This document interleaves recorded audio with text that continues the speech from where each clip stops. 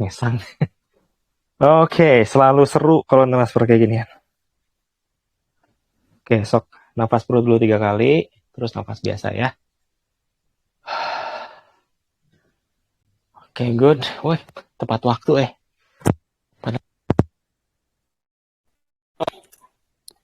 Saya jelasin dikit ya, izin jelasin dikit. Oke, supaya nanti teman-teman tidak bertanya banyak. Terlalu banyak. Thank Mas, you, Kang. ini yang tadi baru muncul namanya Kang Bismo, sahabat saya nih dari zaman perjuangan. Oke, teman-teman sekalian, saya udah pakai mic, udah pakai headset ya, jadi saya bisa dengar teman-teman. Kalau tadi benar-benar nggak bisa dengar teman-teman, saya ingetin lagi kalau kalau teman-teman buka mic, jangan lupa ditutup lagi ya, supaya nggak eko bulak-balik gitu. Nah, saya jelasin sedikit apa yang tadi kita lakukan. Teman-teman sekalian, dalam berapa bulan terakhir ini kan saya ngetes gimana caranya. Saya bukan berapa bulan ya, berapa tahun mungkin ke belakang itu saya ngetes gimana caranya saya bisa nge-setting energi teman-teman yang berada jauh gitu ya.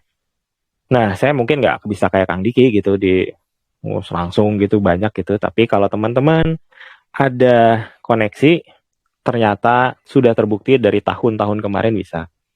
Nah, ketika saya transfer-transfer kayak gini, eh, ya saya pakai sistem itu ya. Jadi selama teman-teman tadi ada di lapangan yang sama, dapat settingan terutama yang di awal menit awal ya, kita ini saya jamin dapat gitu ya.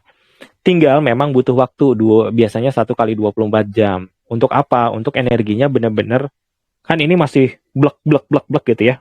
Nah, nanti dia akan mulai berasimilasi sama energi kita dalam 1 sampai 24 jam lah, rata-rata 24 jam udah padat gitu ya.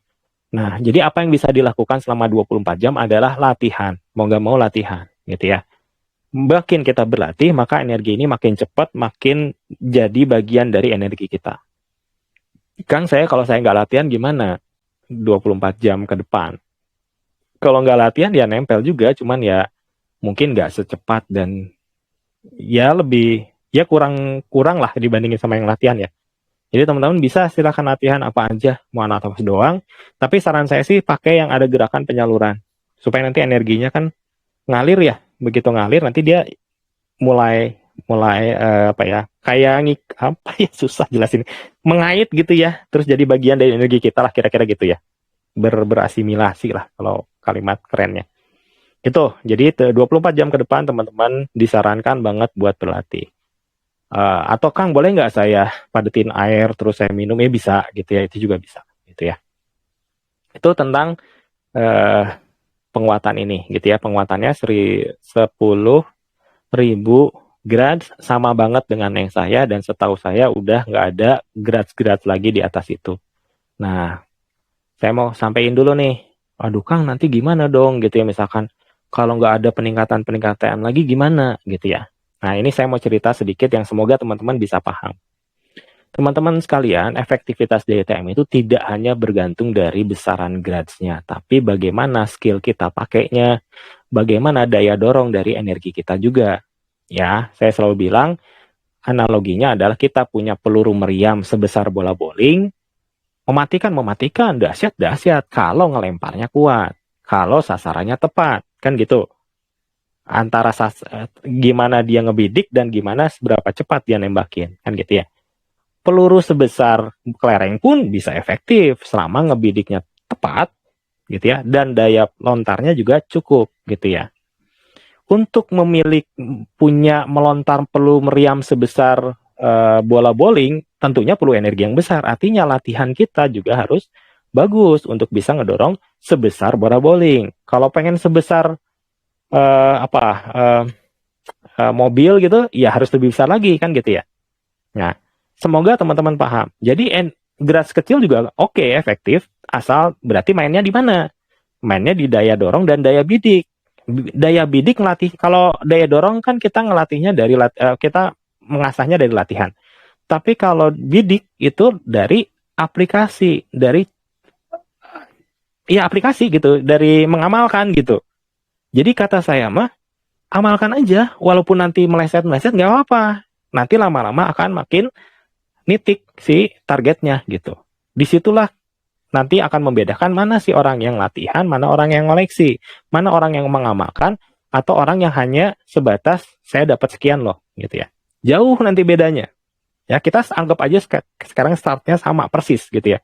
Tapi nanti akan jauh bedanya dalam 6 bulan, 5 bulan ke depan.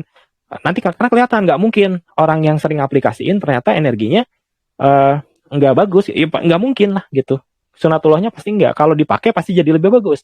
Pisau dipakai pasti jadi tajam kan gitu ya. Diasah pasti jadi tajam kira-kira gitu ya. Nah ini yang teman-teman harus pahami satu. Sehingga kembali ke pertanyaan awal, Kang gimana dong sekarang udah nggak ada Kang Diki, nggak bisa lagi nih jadi 10.001 grad.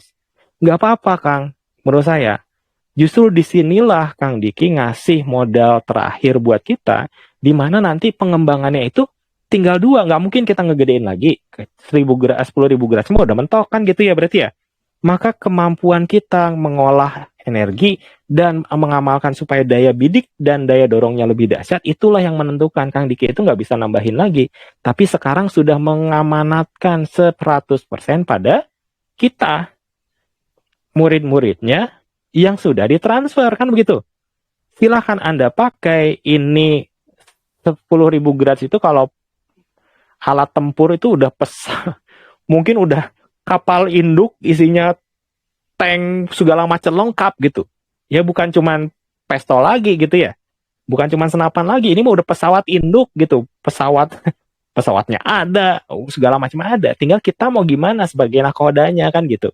Musuh segi apapun bisa dilibas, tinggal kita bisa ngebidik dengan tepat, powernya cukup nggak kan gitu ya.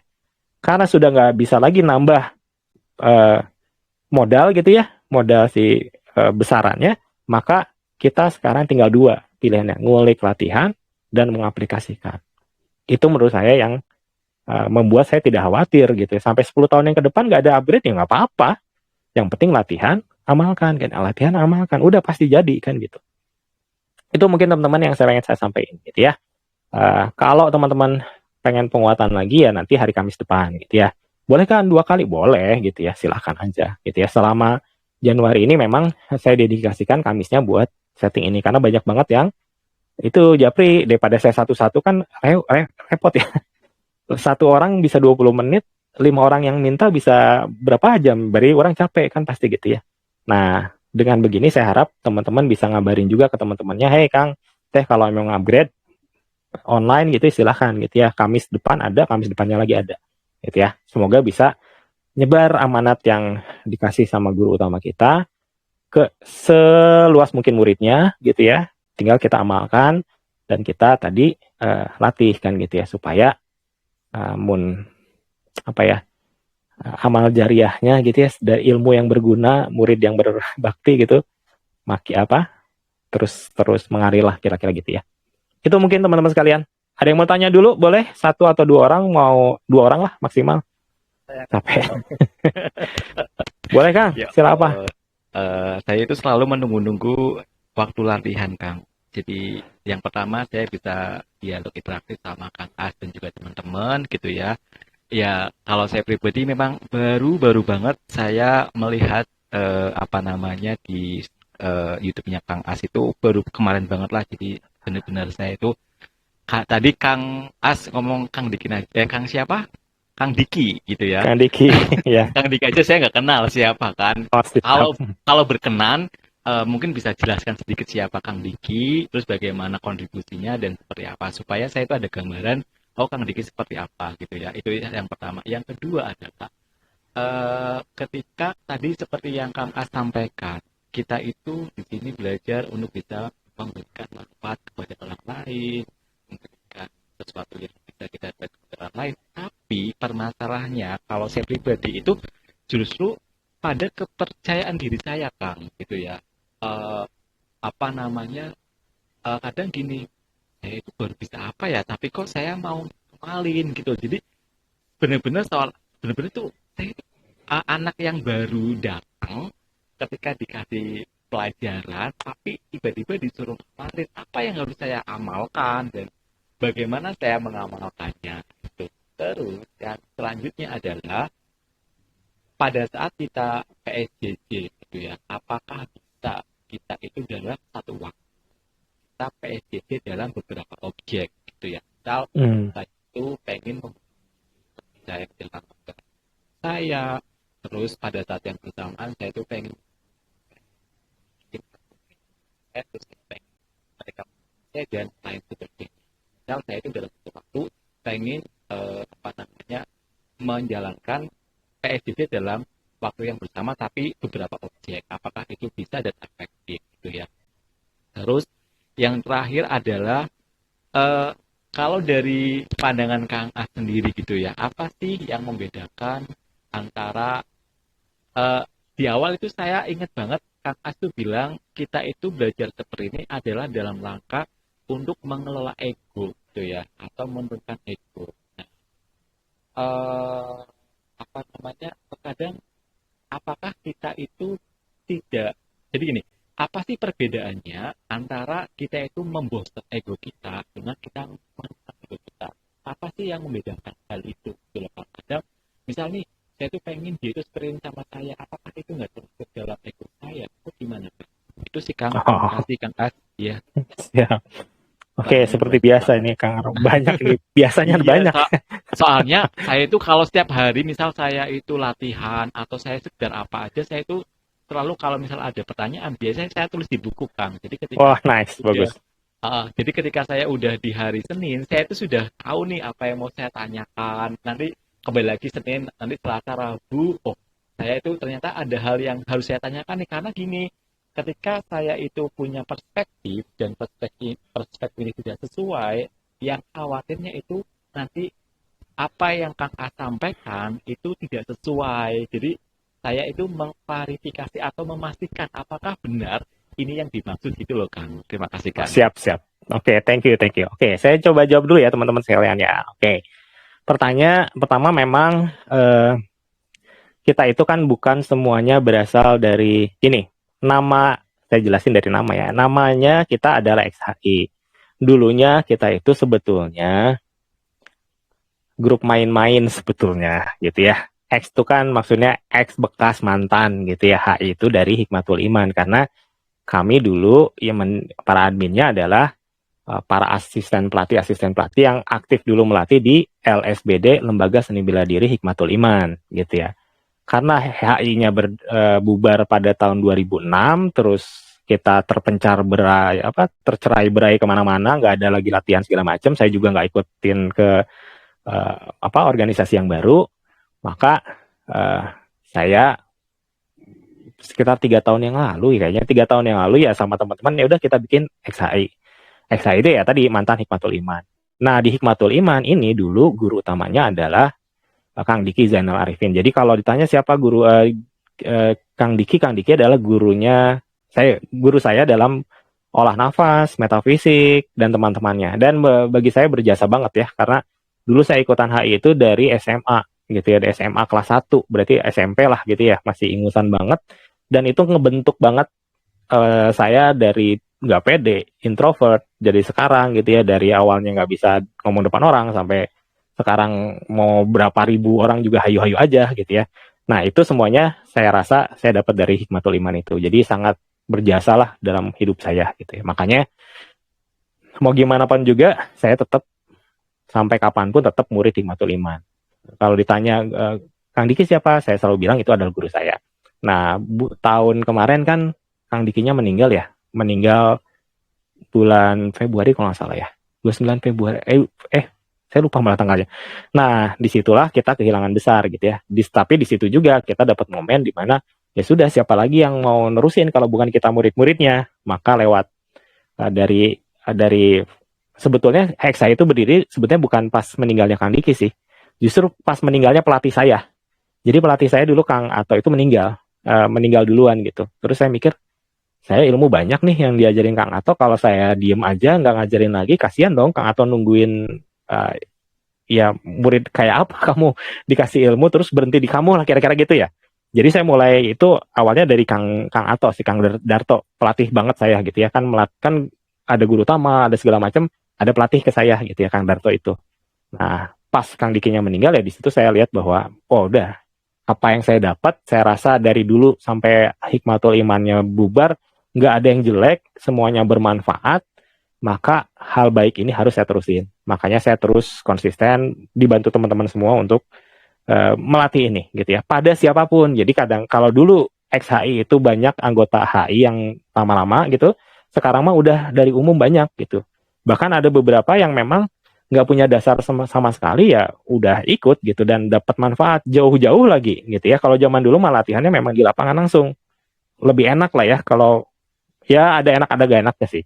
Tapi kalau sekarang saya udah sangat yakin ngelatih online karena ya udah banyak yang bisa nerapi segala macam hanya modal dari online kayak gini gitu ya.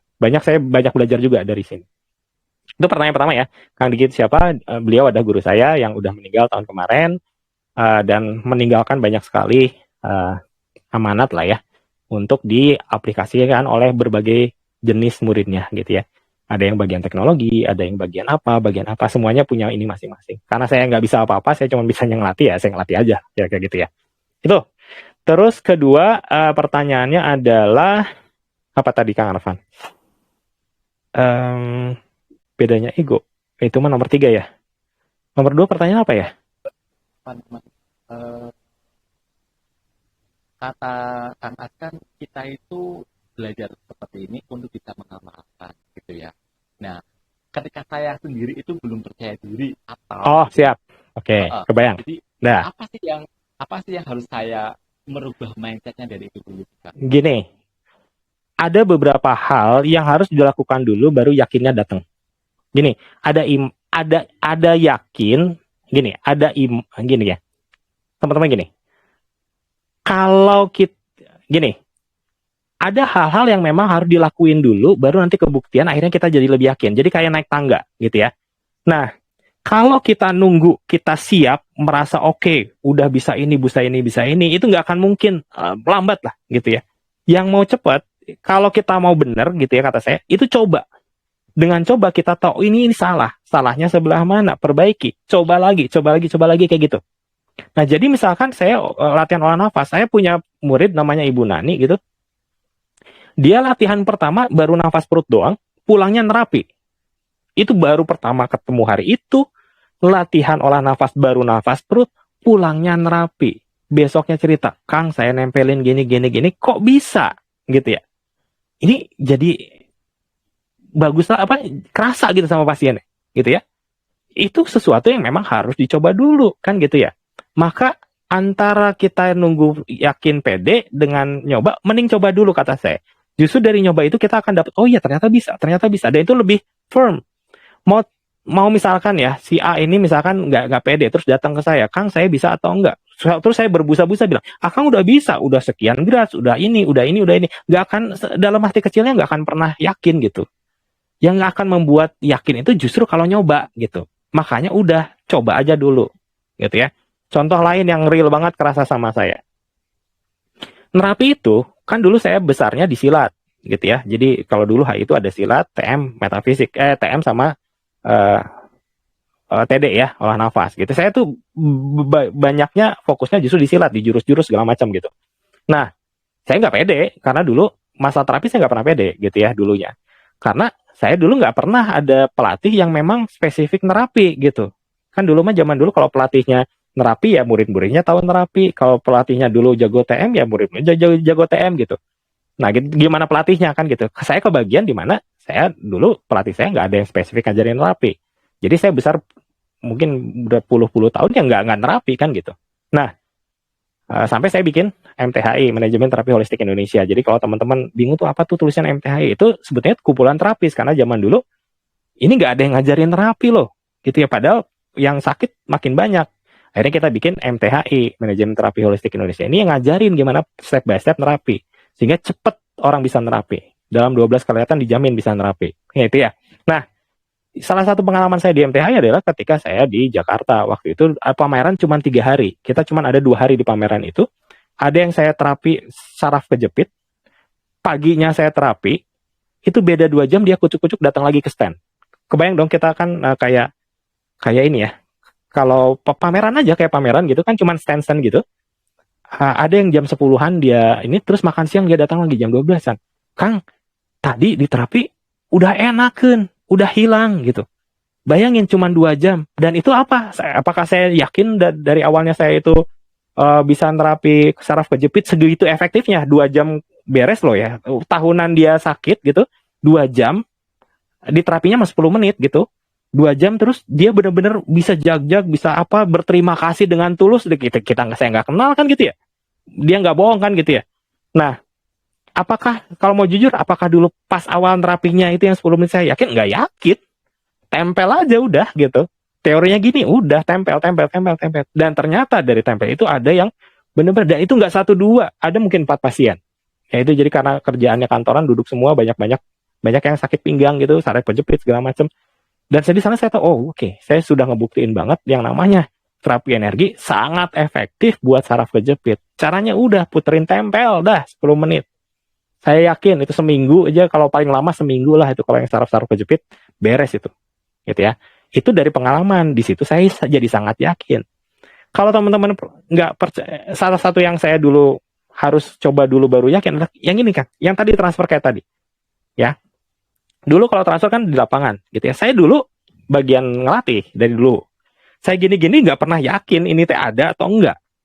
Saya baru yakin ketika saya begini, kok tiba-tiba yang ditransfernya ngagebek tuh apa ya?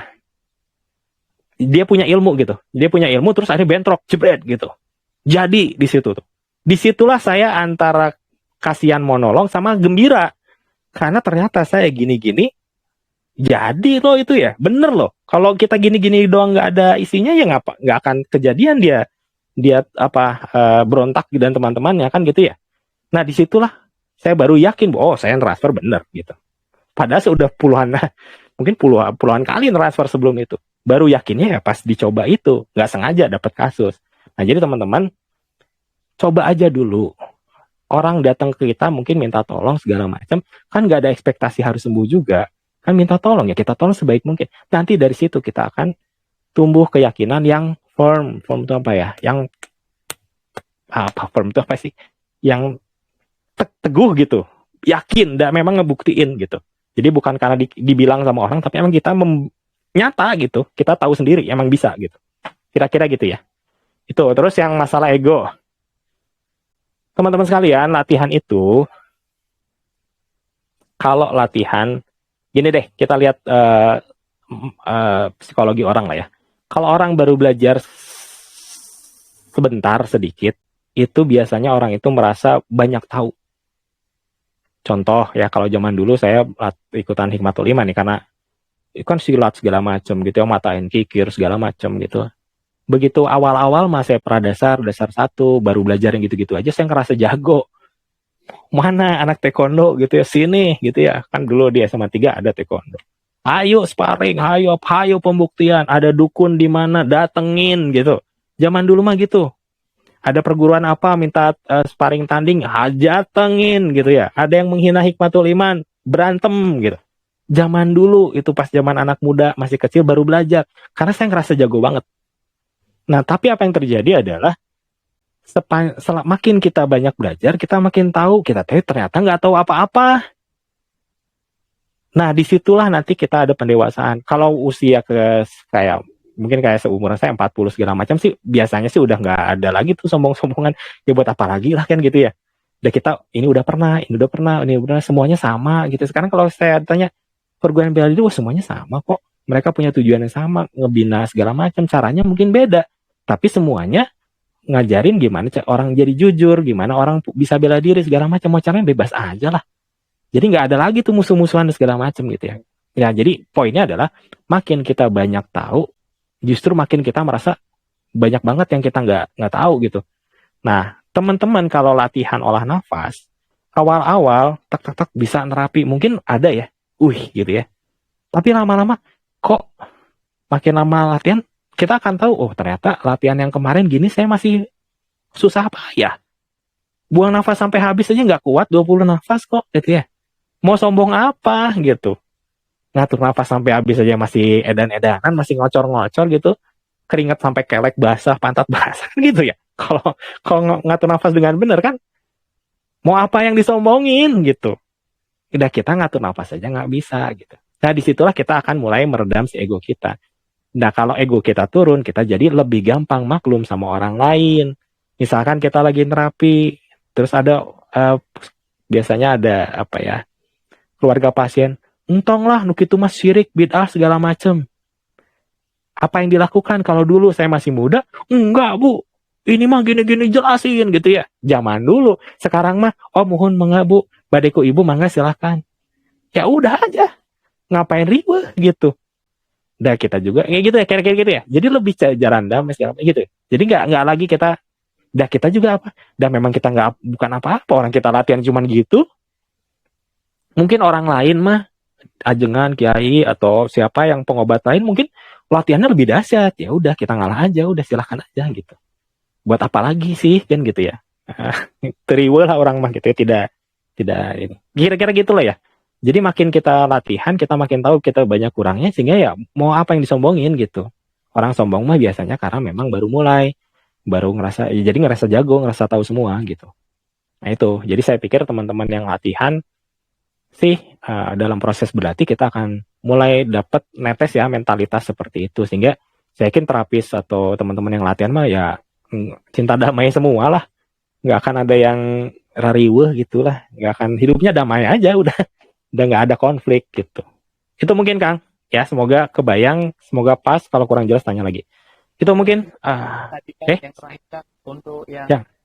PSJJ itu dalam Oh ya, kita kan oke. menunggu nih waktu ya. Kita melakukan hal itu untuk 4 objek dalam satu waktu. Oke, ini jawabannya tentatif ya. Kalau secara teori bisa, kita PSJJ ke gini-gini.